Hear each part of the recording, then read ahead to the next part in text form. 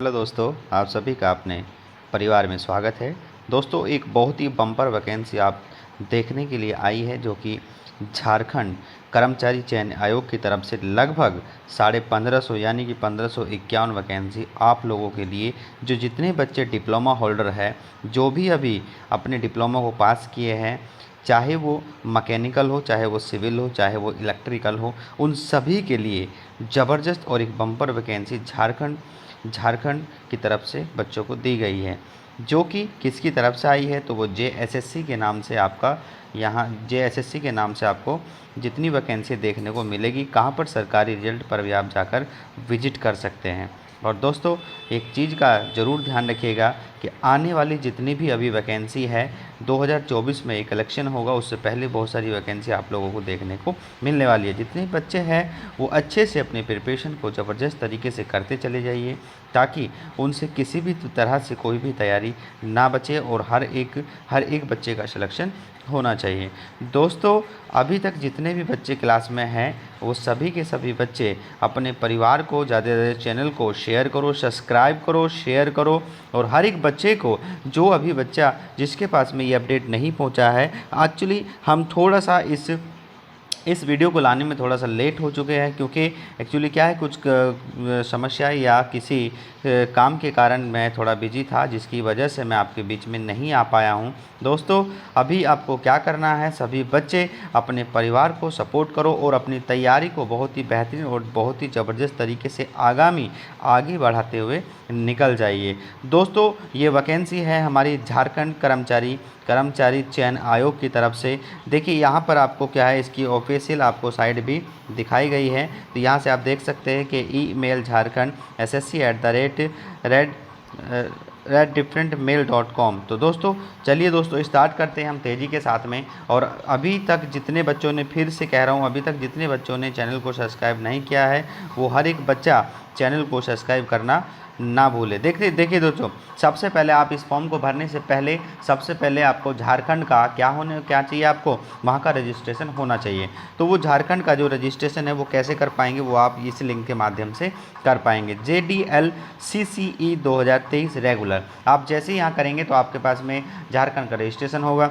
Then आप JSSC की site पर जाएंगे, ऑफिशियल साइट पर, वहाँ से आप अपना फॉर्म फिल कर पाएंगे। दोस्तों, ये बहुत ही एक ज़बरदस्त मौका है। दोस्तों, झारखंड के कैंडिडेट भी एलिजिबल है and other state is also eligible. तो इसीलिए बेहतरीन मौका है, बहुत ही ज़बरदस्त है, इसीलिए आज से मत जाने दीजिए।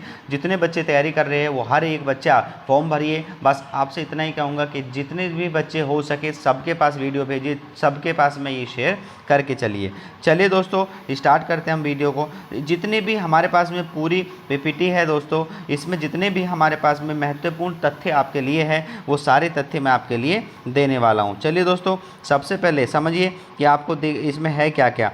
दोस्तों, इसमें आप देखेंगे तो कहाँ इसमें आई है। एक तो आपका स्ट्रीट लाइट है, यहाँ पर आपको वैकेंसी देखने को मिल रही है, स्ट्रीट लाइट इंस्पेक्टर। साथ में पाइप लाइन इंस्पेक्टर, यहाँ पे आपको वैकेंसी देखने को मिल जाएगी। पाइपलाइन में आपको ये वैकेंसी देखने के लिए मिलेगी। साथ में जो आपका विद्युत है, यहाँ पर भी देखने की। कनिष्ठ अभियंता का मतलब होता है जूनियर इंजीनियर, और ऐशनिक मतलब होता है सिविल। तो ये किसके लिए है, ये जूनियर इंजीनियर सिविल के लिए है, और ये जूनियर इंजीनियर आपके यांत्रिक के लिए है। जितनी चीज़ें आपको दे रहा हूँ बस इतनी नोट करिएगा, ज़्यादा आपको पढ़ने की ज़रूरत इसमें है नहीं। साथ के साथ में जो आपके पास में जो आपके कनी है, यानी कि जूनियर इंजीनियर ऐशनिक सिविल के लिए है, उसमें आपको किस में डिपार्टमेंट में आपको जॉब मिलेगी। साथ में पेयजल होगा, स्वच्छता विभाग के अंतर्गत आपको ये जॉब मिलने वाली है। और साथ में कनीय अभियंता यानी कि सिविल में आपको ये चीज़ें, साथ में पेयजल स्वच्छता विभाग के अंतर्गत कनीय अभियंता यांत्रिकी, ये सारी की सारी चीज़ें यहाँ से आपको मिलने वाली हैं। चलिए दोस्तों, इसके आगे बढ़ेंगे। साथ के साथ में आपके पास में इसकी परीक्षा शुल्क क्या होने वाला है, इस फॉर्म का आपको शुल्क क्या होने वाला है, इसका ये भरा जाएगा। इसमें आपको कोई भी बच्चा फॉर्म भरेगा अनरिजर्व कैटेगरी का, यानी कि UR का, तो उसे 100 रुपये देना पड़ेगा। और जितना भी बच्चा आपका SC ST का होगा, उन सभी को मात्र 50 रुपये में क्या करें, 50 रुपये देकर अपना फॉर्म को फिल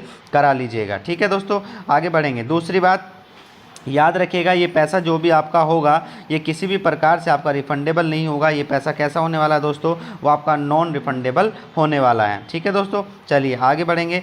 साथ के साथ में आपको फिर से बता रहा हूँ कि आपको रजिस्ट्रेशन करना कैसे है। वो रजिस्ट्रेशन आपको यहाँ से करना होगा। देखिए यहाँ से मैं आपको स्टार्टिंग में बताया, मैं एक बार फिर से आपको रिपीट कर रहा हूँ कि यहाँ से उन आवेदकों को नए आवेदन पत्र में पूर्व समर्पित आवेदन का निबंधन संख्या, रजिस्ट्रेशन नंबर एवं जन्म तिथि दर्ज करना अनिवार्य है। ठीक है, कहाँ पर जाएंगे, सबसे पहले आप क्या करेंगे, वहाँ की जो मैंने आपको एक आईडी बताई थी उस पर जाना है, क्लिक करना है, उसके साथ में फिर उसके बाद में आपका फॉर्म भरा जाएगा। अब दोस्तों number of vacancy, total number of vacancy कितनी है, 1551।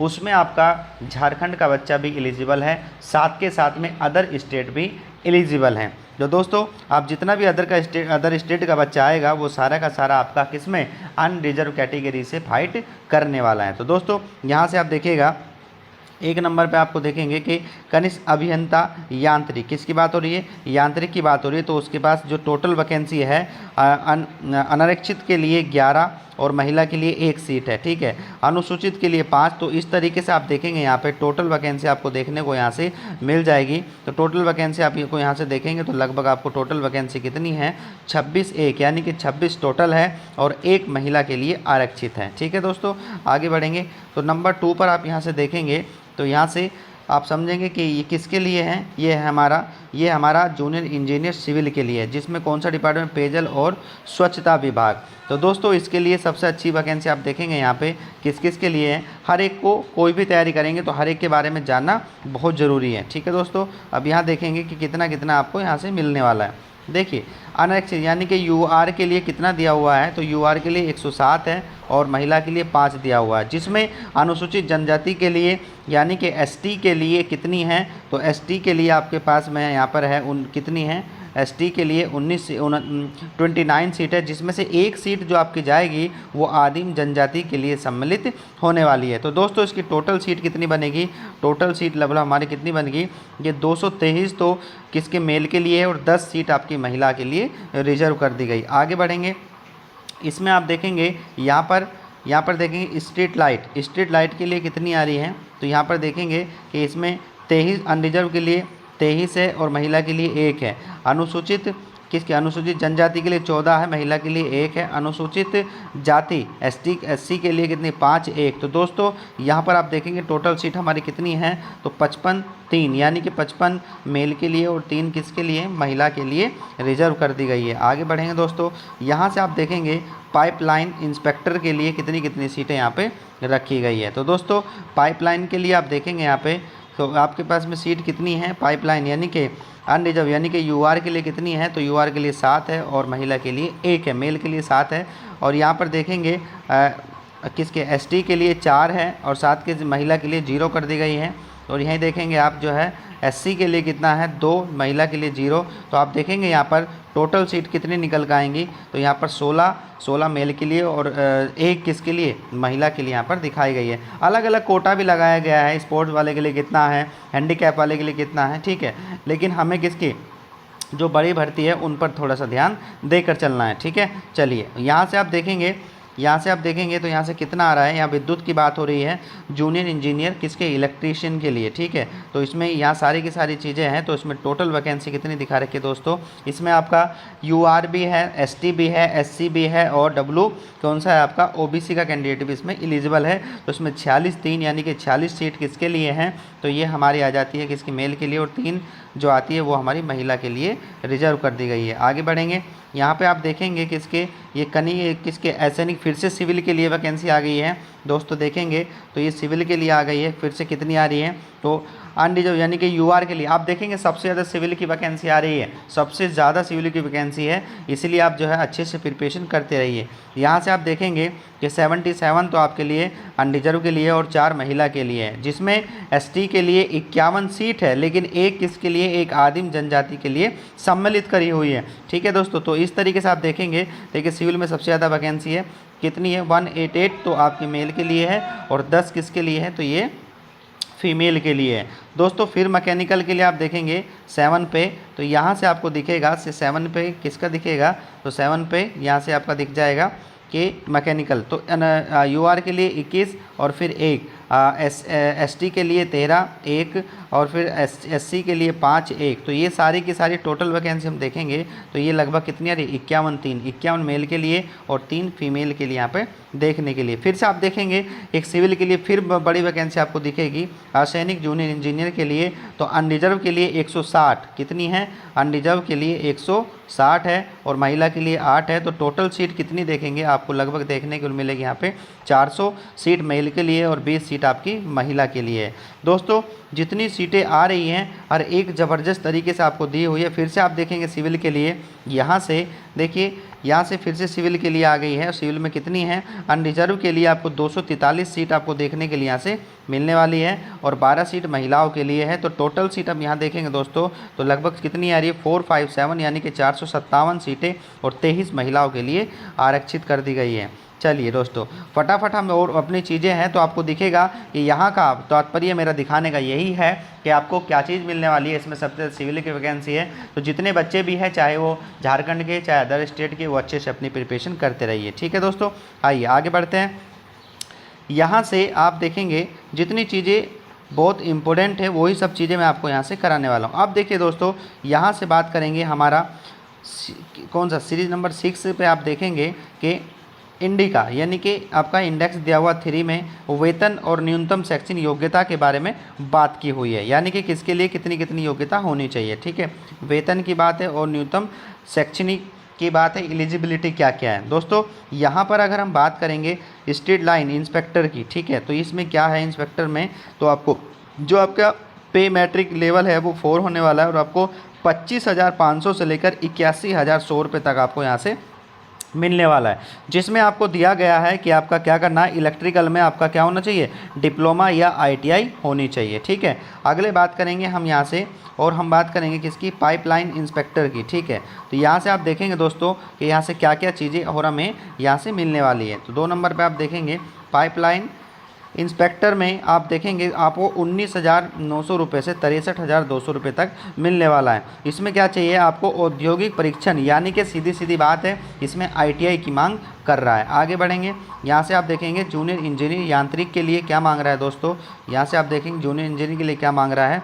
ठीक है, तो यहाँ से आपको कितना मिलने वाला, 35,400 से लेकर 1,12,400 रुपये तक आपको मिलने वाला है, जिसमें क्या चाहिए, कह रहा है कि इसमें आपको क्या होना चाहिए, आपके पास में डिप्लोमा होना चाहिए, किसमें, मैकेनिकल इंजीनियरिंग का डिप्लोमा होना चाहिए। आगे बढ़ेंगे, कनीय अभियंता यानी कि बात करेंगे जूनियर इंजीनियर की, तो इसमें क्या क्या आपको मिलने वाला, किसमें, इलेक्ट्रिकल में पूछ रहा है, इसमें आपको 35,400 से लेकर 1,12,400 रुपये तक आपको मिलने वाला है। इसमें भी क्या कह रहा है कि इसमें भी आपको क्या चाहिए दोस्तों, इसमें भी एक आपको डिप्लोमा चाहिए, किससे चाहिए, एक रिकॉग्नाइज्ड बोर्ड यानी यूनिवर्सिटी से चाहिए, तो ये किस में चाहिए, इलेक्ट्रिकल में चाहिए।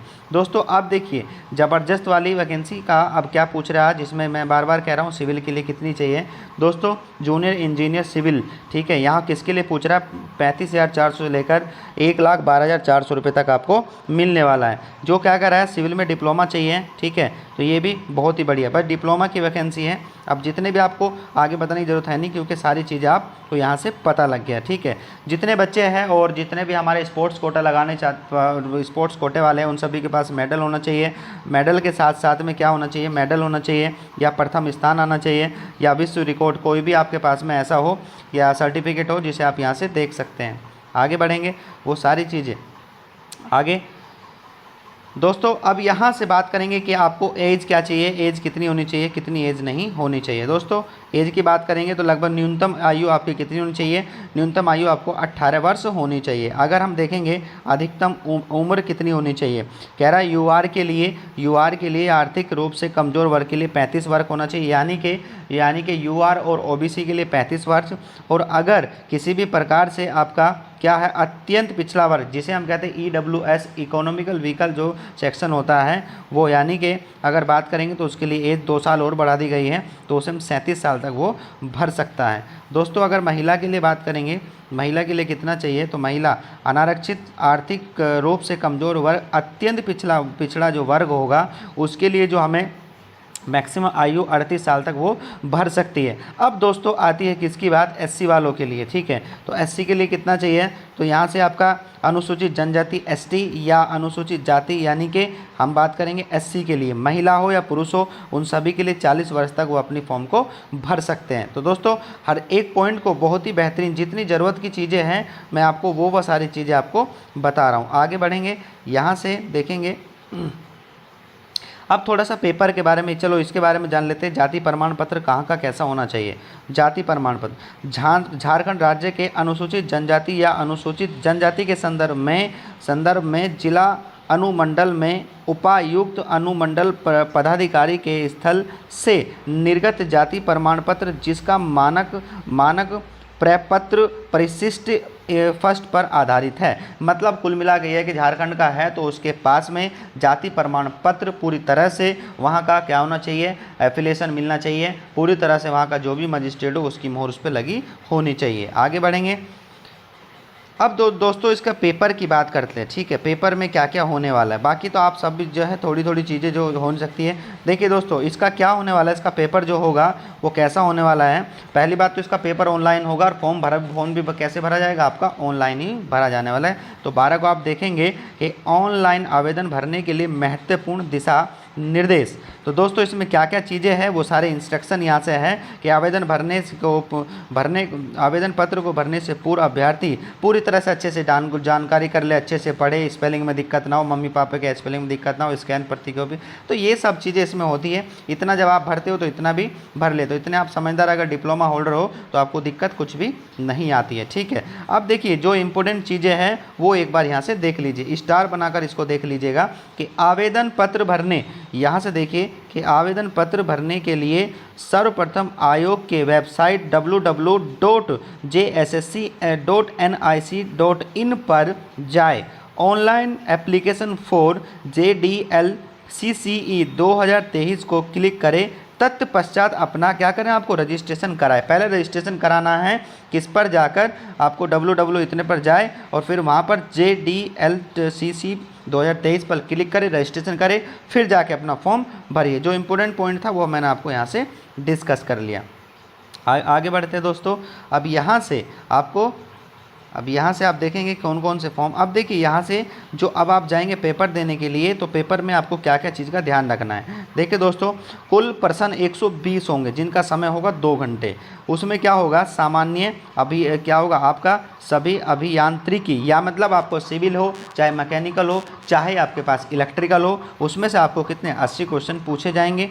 साथ में जो आपका सामान्य ज्ञान होगा उसमें भी आपको क्या होने वाला है, 40 क्वेश्चन जानने वाले हैं। दोस्तों ये सारी की सारी यानी कि 120 आएगा, 80 आपका टेक्निकल और 40 आपका नॉन टेक आने वाला है, ठीक है दोस्तों। तो यहाँ से आपको पता लग जाएगा। अब यहाँ से वो जो चीज़ें मैंने बोल दी वो चीज़ें यहाँ लिखी हुई है कि आपका सिविल के लिए कितना, मैकेनिकल के लिए कितना, उन सभी के लिए कितना कितना होने वाला है, ठीक है दोस्तों। तो अब बात करते हैं थोड़ी सी, तो आप बात कर लेते हैं थोड़े से इसमें सिलेबस की, ठीक है। अब देखिए सिलेबस में अच्छे से और भी इसके बारे में थोड़ी सी जानकारी आपको देना चाहता हूं कि सिलेबस क्या है, कैसा सिलेबस है। तो उसके लिए मैं अलग से आपको वीडियो डाल दूंगा, छोटी सी वीडियो 2, 3, 4, 5 मिनट की, उसमें मैं आपका पूरा का पूरा सिलेबस के बारे में डिस्कस कर लूँगा, ठीक है दोस्तों। चलिए दोस्तों, अब अभी तक आपने अपने चैनल को सब्सक्राइब नहीं किया तो चैनल को सब्सक्राइब करिए, ज़्यादा शेयर करिए, और जितनी भी चीज़ें हो सके, कोई भी आपको फिर भी डाउट आ रहा है कमेंट्स बॉक्स में अपना कमेंट लिखिए, मैं उस पर पूरी तरह से फोकस करूंगा, उस पर पूरी तरह से आपको जानकारी देने की कोशिश करूंगा। आप अपने परिवार से जुड़कर रहिए। तो दोस्तों मिलते हैं अगले लेक्चर में, तब तक के लिए बाय बाय, टेक केयर।